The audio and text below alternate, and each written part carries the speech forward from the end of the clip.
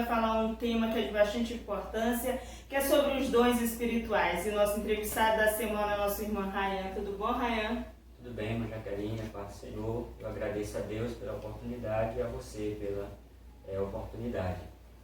Ok, e desde já eu peço que vocês se inscrevam aí no nosso canal, curtem, comentem, pois está começando mais um programa. E irmã Rayan, hoje a gente vai aqui falar um pouquinho mais sobre os dons espirituais, que até algumas pessoas confundem dons com frutos. Mas o que a Bíblia ela fala sobre os dons espirituais? Qual o significado?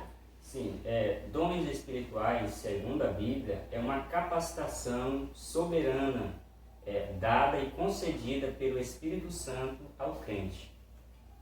E por que eles são chamados de dons espirituais? Sim, são chamados dons espirituais pelo fato de ser concedido pelo Espírito Santo.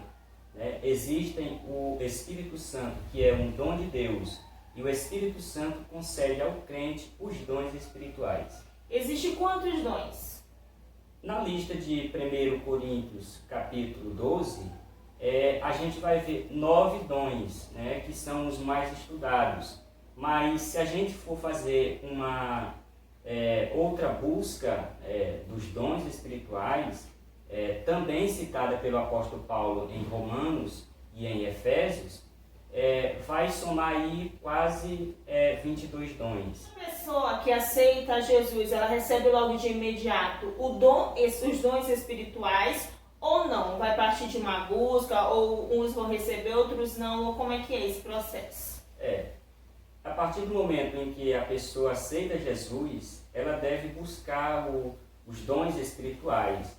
Mas é certo que nem todas as pessoas irão receber os dons espirituais, porque é o Espírito Santo que concede como e a quem Ele quer.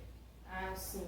E existe também uma discussão que algumas pessoas acreditam que no tempo dos apóstolos cessaram os dons. Sim. E outros já acreditam não, que os dons espirituais são até a volta de Jesus para com o crente. Afinal de contas, ainda existem os dons espirituais ou eles cessaram na época dos apóstolos? Sim, aí são duas correntes teológicas, né? As sensacionistas, que acreditam que os dons cessaram no período da igreja primitiva, e os continuistas, que são aqueles que acreditam ainda nos dons espirituais atualmente.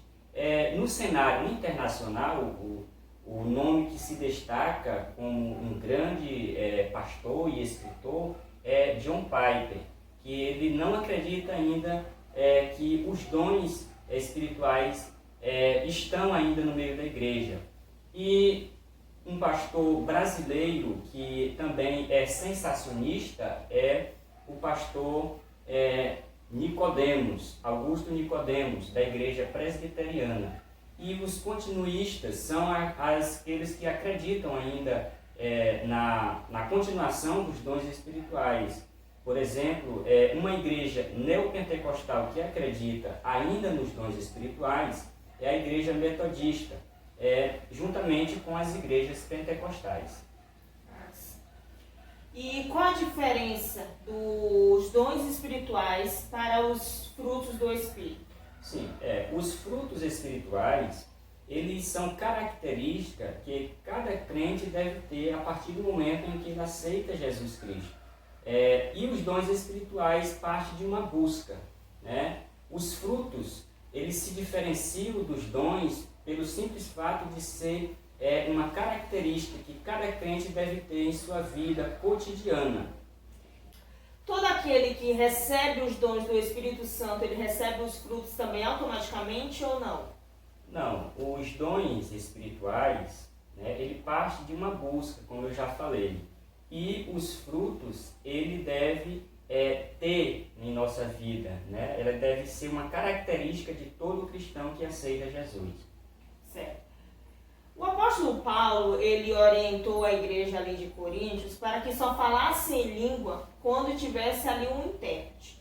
Essa instrução que o apóstolo Paulo ele deu para a igreja de Coríntios serviu somente para a igreja daquele povo ou também serve para a igreja atual? Sim, a questão é que nós sabemos que para falar em línguas estranhas em público é necessário que tenha outro dom, que é o dom de interpretação de línguas. Né? Porque sabemos que falar em língua edifica a quem fala, mas se ela for interpretada, edifica o corpo da igreja. Então, nos dias atuais, a igreja ela pode estar falando em língua sem intérprete ou não é necessário que haja intérprete na igreja?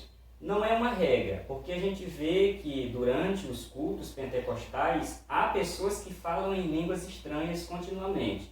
Mas seria bom para o crescimento ainda espiritual do conjunto ou do corpo da igreja se houvesse a interpretação daquelas línguas faladas. Qual a diferença do dom do conhecimento e o dom da sabedoria? Sim, o dom da sabedoria, ele tem por finalidade a solução de problemas extraordinários que a pessoa ou a igreja não tem como resolver naquele momento. Então, o dom da sabedoria é exatamente para isso, para solucionar problemas maiores no corpo da igreja.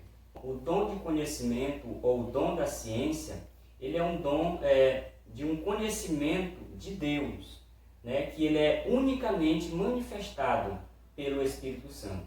O dom da fé é o dom diferente de quando a pessoa crê em Jesus e aceita ele ou é o mesmo dom? Sim, é diferente. No caso seria o dom da fé e a fé salvífica. Porque o dom da fé, ele é um dom especial usado em um momento diferente do momento da fé salvífica, que é o momento em que a pessoa aceita Jesus Cristo. O dom de cura é o mesmo dom de operações de milagres? Não é o mesmo dom, eles têm algumas diferenças. O dom de cura, eles são operações na vida de pessoas, cura de doenças da alma, doenças físicas e psicomáticas.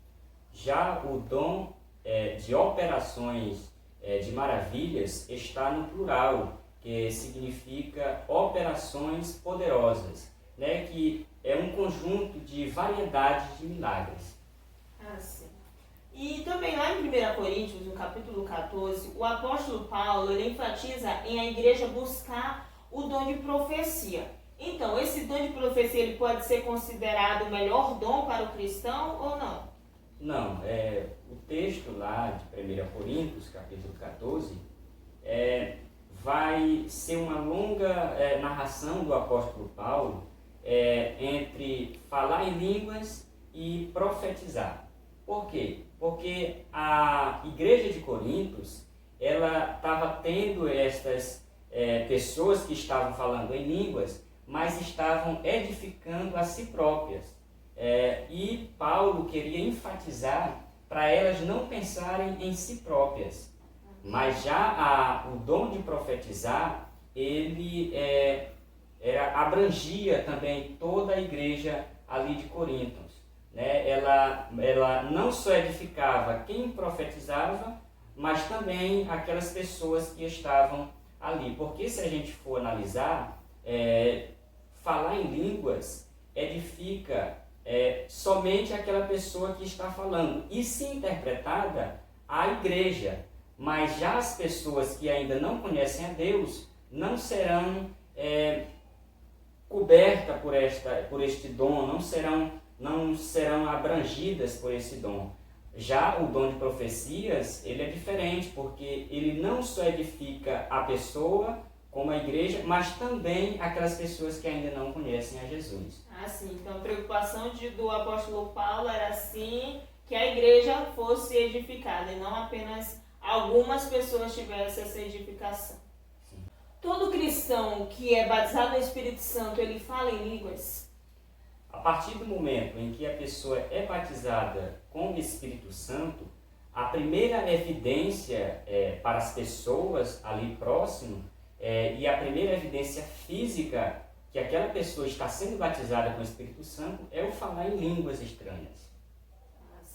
Irmão, a gente também vê lá em Pedro, capítulo 4, versículo 1, né, que ele fala ali que o importante é que as pessoas têm que todo dom é para a glória de Deus, né? Que muitas vezes as pessoas, eu quero dom de cura, eu quero dom de profecia, quer vários dons, para dizer, eu tenho dom de cura, eu tenho vários dons, mas que cada pessoa ela possa saber que todo dom que ela tem ali é para a glória de Deus, não é para a sua própria glória, não é isso? Sim, é verdade.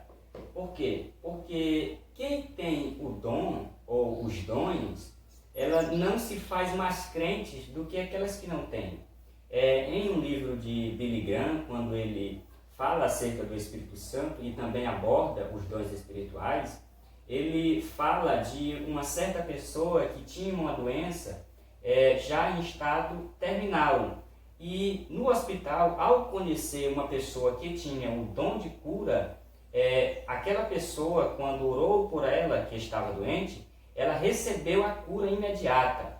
Mas a pessoa que recebeu a cura, ela não se importou, digamos assim, com o que Deus fez na vida dela, mas exaltou a pessoa que tinha o dom e exaltou o dom, né? E assim Deus ficou um pouco de lado. E resumindo a história, 3 anos se passaram e aquela pessoa novamente ficou doente e por 3 vezes Deus impediu ela dela ser curada e ela veio a falecer. Então é importante que nós, com os dons espirituais, não sejamos exaltados, mas que através dos dons espirituais nós possamos exaltar a Deus. Amém. Meus queridos, essa foi a nossa entrevista da semana, onde falamos aqui um pouquinho mais sobre os dons espirituais. Espero que vocês tenham gostado dessa entrevista. Irmã Raia, muito obrigada por você ter aceito este convite. Eu que agradeço, Maria. E fiquem todos ligadinhos e até a próxima semana.